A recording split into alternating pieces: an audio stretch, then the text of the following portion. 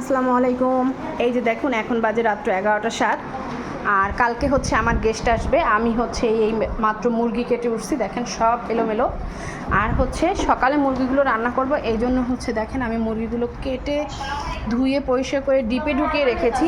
অনেকে মনে করে যে বুয়া ছাড়া মনে হয় আসলে হয়তো বুয়াকে দিয়েই সব কাজ করাই না, বুয়া আসবে কালকে সকালে আর বুয়ার জন্য কিন্তু কোনো ওয়েট করতেছি না, নিজের কাজ নিজে সব করতেছি। দেখেন সব কিছু এলোমেলো। ওই গরুর মাংস কেটে রেখে দিয়েছি ধুয়ে, এটা এখনই বসিয়ে দেব। আমার বোন রুহানি এদিকে হচ্ছে পুডিং বানাচ্ছে। আসলে বুয়ার জন্য কোনো ওয়েট করতেছি না। অনেকে মনে করে যে মনে হয় বুয়া ছাড়া হাঁকতেও পারি না, আর বুয়াই মনে হয় সোসাইয়াও দিয়ে যায়। বিষয়টা আসলে এরকম না। বুয়ার জন্য আমরা কোনো কিছু ওয়েট করে রাখি না। বুয়া আছে সব কাজ করার জন্য, কিন্তু বুয়া ছাড়াই আমরা অনেক কাজ করে ফেলি। সব কাজ করার জন্য বুয়াকে এই জন্য রাখি যে এক্সিডেন্টলি যখন লাগবে তখনই হচ্ছে মানে যাতে হাত বাড়ালেই বুয়াকে পাই।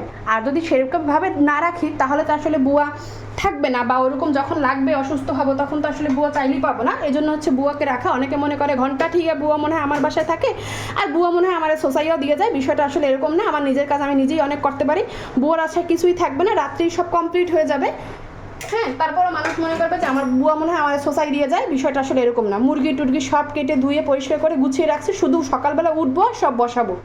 আর তখন মাত্র 9টা বাজে বুয়া আসবে, তখন এসে দেখবে আমার সব কাজ অলরেডি কমপ্লিট। কিছু মানুষ এটাই ভাবে যে বুয়া মনে হয় আমার সোসাই দিয়ে যায়। বিষয়টা আসলে এরকম না।